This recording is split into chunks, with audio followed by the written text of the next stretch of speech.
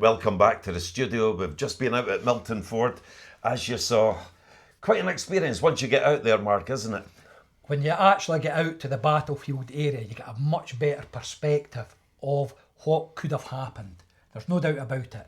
You get a feel for how Bruce used the tactics to defend the approach up to the castle. No doubt about it. Nothing beats walking the ground. Yeah. And myself and Mark have been out there scores, if not hundreds of times over the years, and something's different is to be gleaned from it every single time. So we looked at it from the position of Bruce and the Scots, and we looked at it from the approach of the English. Now, Bruce has killed de Boon with a contingent of Welsh and his squires there. Yeah. So it says that they were met roughly by the Scots. Absolutely. Bruce has to rein his men in, because what's inevitable is the rest of the English army are going to be piling in, aren't they? Yeah. They're on their way. It must have also been terrifying. Yeah. So the first of the English to arrive at Milton Ford are Gloucester and Hereford's contingent. And before long, Bruce had chosen, as we've seen, how much of a bottleneck Milton Ford is. Only 3-4 horses at a time can get over that part of the Bannockburn. That's right. And the way down to the Bannockburn is going to be congested in very, very quick time. Yeah. So Bruce is occupied there. Yeah. With that congestion, the knights need to find out alternative routes to try and come behind Bruce, don't they?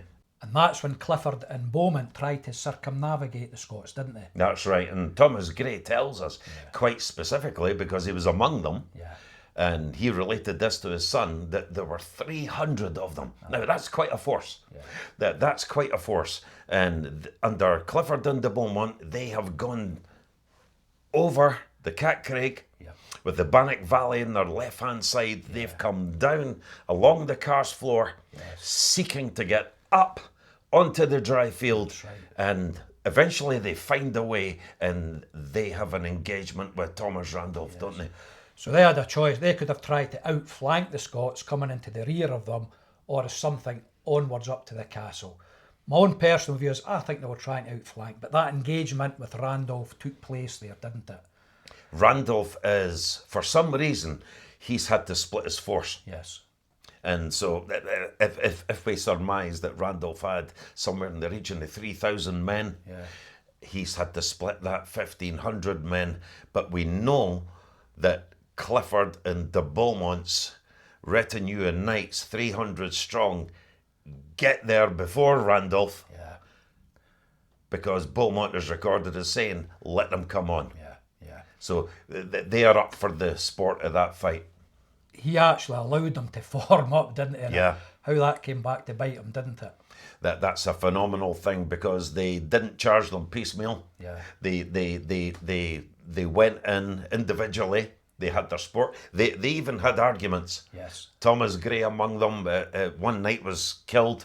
That's right. His name escapes me for now. Vipond, was it Vipond? Vipond, he was killed. Thomas Gray was captured. Yes. At that moment, he wouldn't see day 2 of the Battle of Bannockburn. And some would finish that fight and they would head on to the castle, or the rest would go back down to the karst. And there's also, with the congestion at Milton Ford, there's also the option of going left along the Bannockburn. That's right. Because Bruce had to make sure that the gap between Milton and Halbert's Bog was plugged. That's right.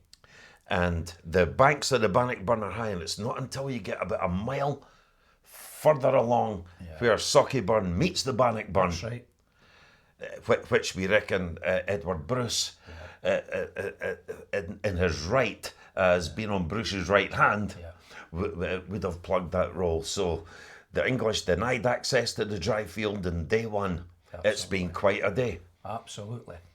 And if we look at the illustration here, we see some of the knights in armour and some of the weaponry that would have been used that day. We can see the lances that they have there, and it kind of gives us an illustration of the length of those lances. Once again, I've got to stress, this isn't a photographic interpretation, but when this was done in the 1400s, they were much closer. They were seeing these weapons regularly. So it must be a fair representation of perhaps what was used. You can see the length of the lances and some of the armour that they've got on there. And also, it actually shows a little bit of congestion there, doesn't it? It certainly shows some congestion there. And it could easily be interpreted that that's coming down the Bannock Valley there. Those pikes, to me, look like 16, 18 foot long. Yeah. And of course, which is understandable. And they would have formed, certainly in the second day, the Shiltrons. And as Thomas Randolph, he set up the Shiltrons as well, didn't it? They were really effective against cavalry. Very much so. But when they're standing shoulder to shoulder and they're X amount of men deep, because when you look below Bruce in this illustration, it seems like they're fighting on an open plain, doesn't it? There's much more space. Absolutely. So looking at the soldiers there, you could interpret that showing 2 days with the soldiers at the bottom on the open plain and those at the top behind Bruce, perhaps on the dry field area. Yes. That's a consideration, isn't it? It certainly is.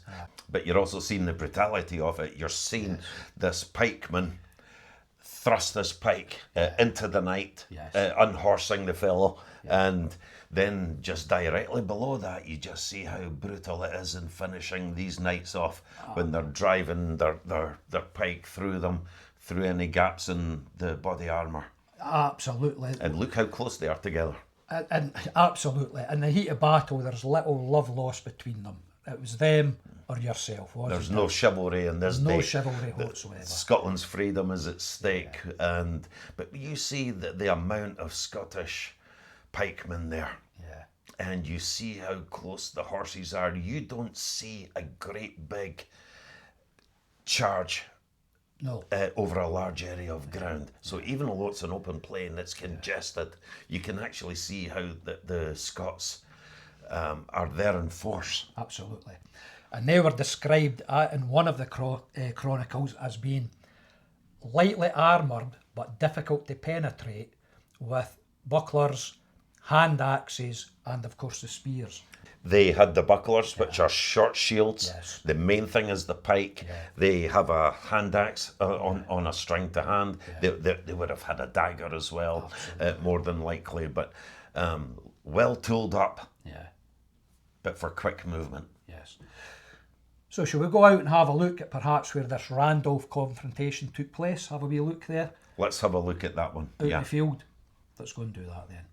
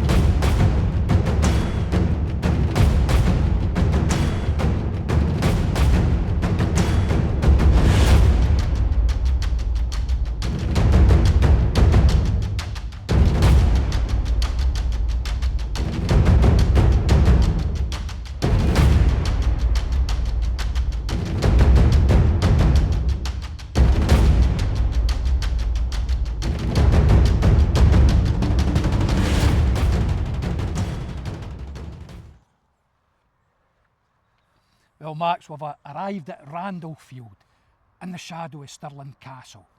So this is where Thomas Randolph met Clifford and Beaumont for that famous confrontation on day one of the Battle of Bannockburn. So what have we got around us here? What have we just been looking at? What we've got here is known as the Randolph stones, and it's been investigated, it's been explored, and these are in fact medieval stones from the time of the battle, and these could be the oldest memorials to any Scottish battle in living history. But this is one of the most curious parts of the Battle of Bannockburn on day one. We know that Robert the Bruce is engaged at Milton Ford by the English van under Gloucester and Hereford. And we know through the Scala Chronica, written by Thomas Gray Jr., his father was part of a retinue of 300 knights under Lord Clifford, Robert Clifford, and Henry de Beaumont, who, unable to get into action at Milton Ford, they've gone back up over the Cat Craig, down the Bannockburn Gorge, or down beside the high ground at the Bannockburn Gorge. They've come onto the Carse of Balquidderrock, they've kept open ground, and they've made their way along. Thomas Randolph's purpose, his job, is to protect the rear of Robert the Bruce. That's right. So Clifford and Beaumont have come down, Barber says, to relieve the castle, but in reality, the castle had already considered it relieved, hadn't it? That's right. Philip de Mowbray had ridden out and explained to King Edward and his commanders that the Scots had blocked off the narrow roads in the forest and that he himself considered the castle relieved. Yeah. So the primary purpose would be for Clifford and Beaumont to come in a pincer movement behind the Scottish positions. They've already hit the Scots at Milton Ford, and Bruce has held that. He's absolutely held that. Now they want to try and find any other way in that they can get behind the Scots. And also to prevent the Scots from escaping. Let's not forget the psychology of the English, their mentality here. They've come up here to put this rebellion down and to settle this once and for all. Losing is not a part of their mentality. Now, just to give you an idea of our location, the St Ninian's Kirk is probably not even quite half a mile here from Randolphfield, and from the kirk you're about 0.6 of a mile to the rotunda and 2 miles up to the area where Bannockburn House now stands. So it gives you an indication of where Clifford and Beaumont have come from. Barber states that when Clifford and Beaumont first peeled off, they were about 2 miles from the Scots positions. So it gives you an idea of the time it would have taken them to come round in behind Thomas Randolph and his troops. Yeah. So it's believed that Clifford and Beaumont have actually passed unseen below Randolph and his men.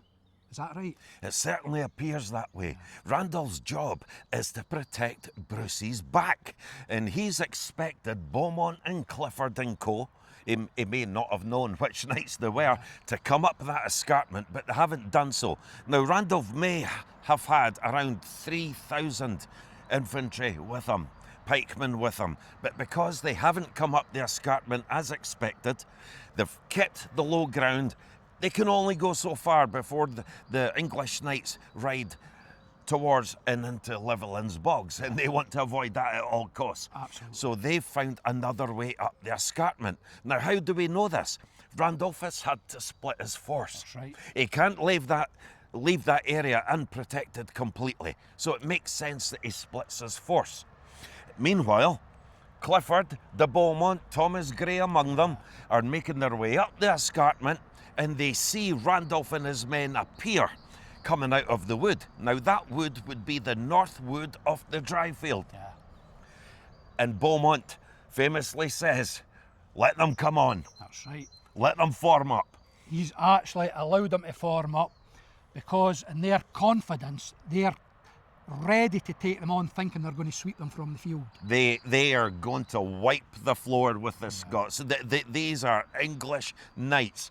These are the highest accolade of military soldiery, and there's to be defeated by mere infantry is nothing. This is sport for them. Let them form up. There seems to have been some dispute. According to Thomas Grey, he made some type of remark to Beaumont to say, I think they will have all that they desire all too soon. And Beaumont was reportedly said, if you don't fancy the job, be off with you. And they do allow them to form up. Grey has definitely recognised the difficulty that the Shiltron is going to give the English. They gave them difficulty at Falkirk, they've given them difficulty in other areas. It's not an easy nut for cavalry to crack a Shiltron without the support of archery. Is that right? That's correct, but we also have to remember here that the cavalry did not attack Randolph's Shiltron in unison. They went one-on-one. This was sport. It was almost like a dare to see who could penetrate this cavalry. And of course, this plays to Randolph's advantage. We are not sure about the amount of deaths that occurred here. There's one knight that we know for definite was killed. That's right. William de Daincourt. That's right. And more importantly, so that we really know what happened here, Thomas Grey, who was a veteran of the Scottish Wars of Independence on the English side. His horse is brought down, he is captured, and he is carried off. Taken prisoner. And it's from his son that we get the core of this story, isn't it? It's from the Scala Chronica. From the Scala And Chronica. he would have heard this story from his father. If that was your father, you would have grilled him over the years. That story is going to be fresh in his mind over and over and over again. He's heard that over the years. But one important thing that Mark's done just before we've been recording this is we've walked the area here between the stones, the Randolph stones. Now, we firmly believe that these are here to mark that particular fight. And there's 55 paces between each of the stones. So if you give a pace or a yard to a man, and you perhaps have between 10 and 20 men deep, that's a sizable force. You're talking 1,500 men. A lot of men that you need to be able to stand up to the charge of a cavalry at the end of the day. And as you say, this cavalry, they were the peacocks of the English army, weren't they? They would have looked magnificent on their horse, their cavalry horse, their heavy horse, with all the trappings that a knight wear, their armour, their pennants and everything. They are the peacocks, and they think they've an absolute right to sweep the enemy from the field, don't they? One English chronicler described them as angels. They would have looked resplendent in all their glory. And there's actually a description of Barber by Randolph and his men as they appear from the wood. I mean, they have to canter. It may have taken them, 10 minutes to get here? Maybe 7 minutes. But that would have been quite a physically demanding exercise as well as mentally. Because this took place in the middle of summer, and Barber actually talks about the sweat reeking off them during and after the battle. This would have been a major physical effort to maintain on a midsummer's day, wouldn't it? And the sheer adrenaline that there's half their force, and they're about to face 300 of the heavy best that England has to offer. They have to expect a full English charge. They had no idea. It must have played to their complete surprise that they are charging in ones and twos at a time, just to have some sport before the fight's over. Thomas Grey's carried off. We have one English fatality that we know of, and some have perhaps gone on to the castle, which we know is already relieved, and the others have gone back down towards the cars, towards the English camp. But just before they broke, we know that they must have been getting very tired on both sides. To sustain that level of effort for any length of time is difficult on the men and difficult on the horses. And Douglas, from the Scottish side, he had recognised that, hadn't he? And he'd went to Bruce and says, I'd like to go and support Randolph. What happened there then? He knew that Randolph was in trouble, that he'd split his force. So he knew that some type of action was taking place. Barber tells us that he pleaded with Bruce to go and help Thomas Randolph, Bruce's nephew. But Bruce told him to hold his ground, to stay where he was, because there's 3 actions that day, including Bruce, Edward, Bruce and Randolph. So Bruce was very astute. He was very much a poker player. And he had complete confidence that Randolph could handle that situation, which he did. I think one report mentioned that the knights were throwing axes and maces into the Shiltron to try and break it somehow. Because they could not penetrate it. They could not penetrate it, and Randolph certainly earned his spurs that day. And in the aftermath, when the English broke and fled, as you say, to the castle or back to the main body of their army, the Scots, they would have been exhausted. The sweat, the adrenaline, they would have been thrown off their garments, wouldn't they? They would have been exhausted, but mission accomplished. Absolutely. They have protected the dry field. Yes. If the English had gotten into the dry field at all, there'd be no Bannockburn on day 2. Yeah. It's essential that they plugged all those areas and they held that ground, and they all played their part. Because they would have, as you said earlier, they would have caught the Scots in a pincer movement with heavy cavalry on either side. And as well know, it's difficult to fight on 2 fronts, isn't it? Of course it is. Absolutely difficult. So a major victory that set the scene for Bannockburn to come for Thomas Randolph and his men. And once the English go down to the Carse, the Scots would congregate, they would take their positions, they would leave here, Douglas would protect it, but Randolph would take his position, probably near the Pelstream Woods, Bruce, near the dry field. They would have their council of war on preparing for what the English do not expect the next morning at dawn. Absolutely. So a fantastic start to the battle for the Scots, a major victory for Randolph, setting the scene for what was to come. Yes.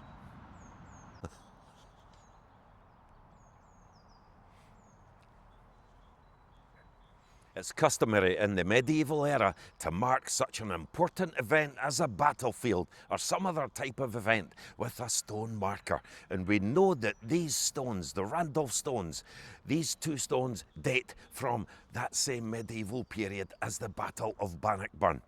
So we can safely assume that this is the spot, or incredibly near here, where Thomas Randolph made that stand against the English knights. Max, we've taken a walk around this area, and it's an incredibly significant area that would be easy to drive past on the modern day road. But there's such a lot in here, isn't there? We have the kirk just up the road there, the St Ninian's Kirk, a Roman road just to our right hand side here, and this would be the main route in towards the castle back in medieval times, wouldn't it? No doubt about it. Apart from the curvature at Milton Ford, which has to happen, it's the only way over the Bannockburn during the medieval era. And once that straightens out, that main road is the same road in 1314. It comes directly through St Ninian's and goes on the way to the castle. But you're right, people either walk by or drive by this every day and they miss it. I remember many years ago reading David Ross's book On the Trail of Robert the Bruce, and he'd gone into the police station here and he'd asked about these stones, and he says, oh, they're just a couple of old stones. So they never knew. But this is such an area of significance. It's built up now, but you do have the stones to come and see and to touch. And yes, it's difficult to visualise, but you have Randolph Terrace coming up as part of the main road. It converges with Clifford Road. It's hard for me not to get that image in my mind, Randolph and Clifford themselves converging on the fight. But like you say, the Roman road is just beyond, or probably under the police station there going up. But this is a great area. I think that it's more than likely that this is where Randolph made that stand. Yes. Dripping in history. Yes. I'll put the drone up for a second just to give a wider perspective. Balquidderock Wood sits on a 30-degree ridge which extends to the base of Stirling. The ridge is naturally scalloped out here, providing access to the higher ground in the area of Broom Road, which you see in the middle of the frame, providing access to the dry field and the new park, where you see the houses in the background. This area would have been protected from attack by Thomas Randolph and the Scottish troops. You see the ridge rises once more, but as we come further along and start heading up towards the higher ground, we come into the area of Shearer's Brae. The modern road travels through the woods you see in the foreground there, and there is also an access to the right of the woods up the grassy path, taking you to the higher ground. The road and the path extend on the far side of the woods here, taking you up to the area of St Ninian's, which you see in middle left frame, where Thomas Randolph also had part of his Scottish troops positioned. So Beaumont and Clifford must have passed fairly close to the Scottish troops as they accessed the higher ground and turned onto the road towards Stirling Castle. And it is down this road, in the area of the Roman road, that Clifford and Beaumont would have travelled as they came down to the area of Randolphfield, where Thomas Randolph and his troops rushed to meet them. Clifford and Beaumont allowed them to form up, and the battle is said to have taken place in the area of Randolphfield, where you see the white building in the middle of the frame, and this is where you will find the standing stones that mark the area of the battle between Thomas Randolph and English cavalry.